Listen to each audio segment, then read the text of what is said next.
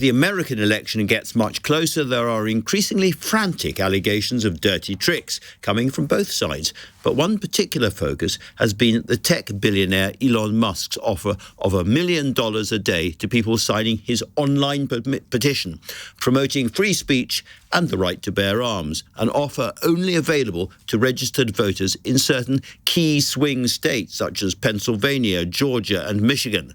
This seems to come quite close to paying people to vote. And now he has doubled down by offering free tickets to talks he's giving, but only to people who have signed the petition and who have already voted.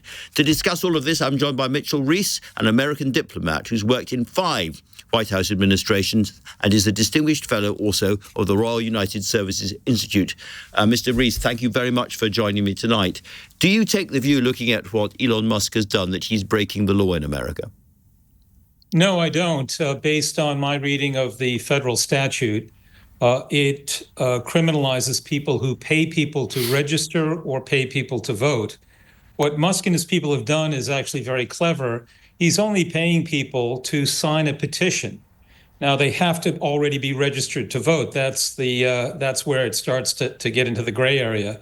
But I'm sure that they looked at the federal statute and decided that this would put them outside a criminal penalty. But it's something I'm sure the courts are going to look at.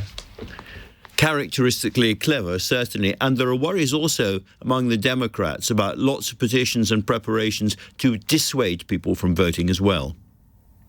Well, that's right. And again, it raises a larger question about the role of money in U.S. elections. Each candidate is raising over $1 billion to run to the White House. But aside from that, we've seen that very wealthy individuals, whether it's Elon Musk, George Soros, Michael Bloomberg, can weigh in and have an outsized impact on these very key states. Because right now there are only 7 key battleground states, so it's easy if you're that wealthy to be able to influence the vote and the outcome. And it's interesting in that context that the Democrats and Kamala Harris has raised so much more money than Donald Trump, but he appears to be edging her. He appears to be closer to winning this than she is right at the moment. Well, she's been brilliant at raising money once she got the nomination this summer, raising $1 billion in roughly 3 months. But it hasn't really translated into a huge surge of voting support for her, and that's the dilemma she faces. I think that depending on which news source you believe and what you read, either one of these candidates is ahead. I don't think anybody's really going to know until late on the evening of November 5. Mitchell, just because I'm a natural sadist and an unpleasant man, I'm going to ask you what you think is going to happen. I think that the outcome, no matter what happens on the 5th, is going to be litigated. And there's 76 days between November 5th and when a new president is sworn in on January 20th.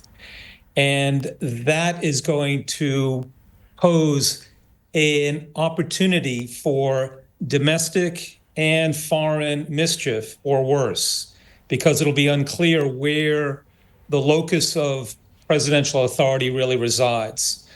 Is it with the transition president coming in, whether it's Harris or Trump? Or is it with a declining President Biden, who's going to be distracted, as his administration will be, looking elsewhere for the next job, or in his case, for his presidential library?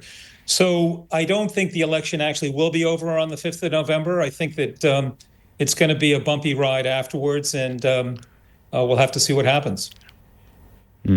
Well, everyone, you heard it here first. We don't know yet what the weather is going to be like at the end of 2024, but we do now know that it is going to be a very messy and dirty political end to the year.